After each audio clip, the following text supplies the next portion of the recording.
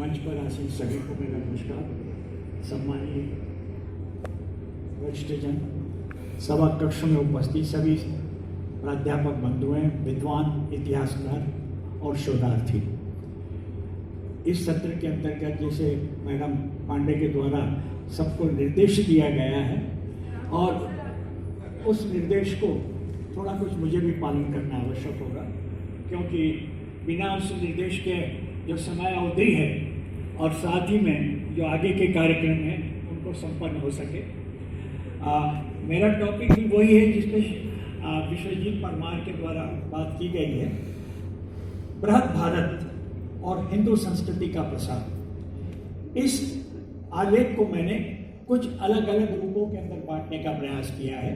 सबसे पहली बात तो मैंने बताया है कि बृहद भारत की कल्पना क्या थी और इसे बृहद भारत क्यों कहा जाता है। दूसरा जो पार्ट है मेरे इस बृहद शोध पाठ का कि वह ऐसे कौन से भारत के साहित्यिक ग्रंथ हैं, भारत के साहित्यिक ग्रंथ हैं जिसमें कि बृहद भारत के बारे में जानकारी प्रदान की गई है।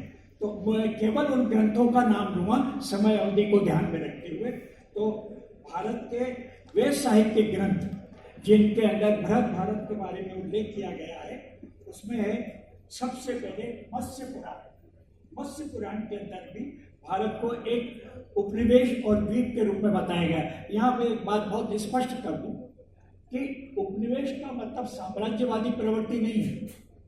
इस आलेख के अंतर्गत जहाँ जहाँ उपनिवेश शब्द आया है वह हमारी संस्कृति का प्रसार का और उसकी संस्कृति के स्थापित करने का प्रयास रहा है और उसमें सफलता मिली है, इसलिए उसे उपनिवेश किया गया है, परंतु वह कोई साम्राज्यवादी प्रवृत्ति नहीं थी।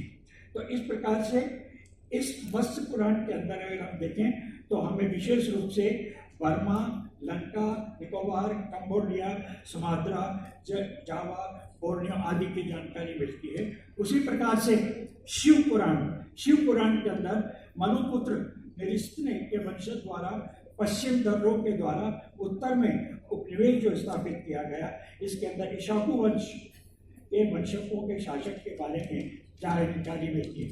उसी प्रकार से अग्नि पुराण, वायु पुराण, ये ऐसे धार्मिक ग्रंथ हैं हमारे पुराण जिससे कि हम बृहद भारत के संबंध में विशेष जानकारी प्राप्त करते हैं।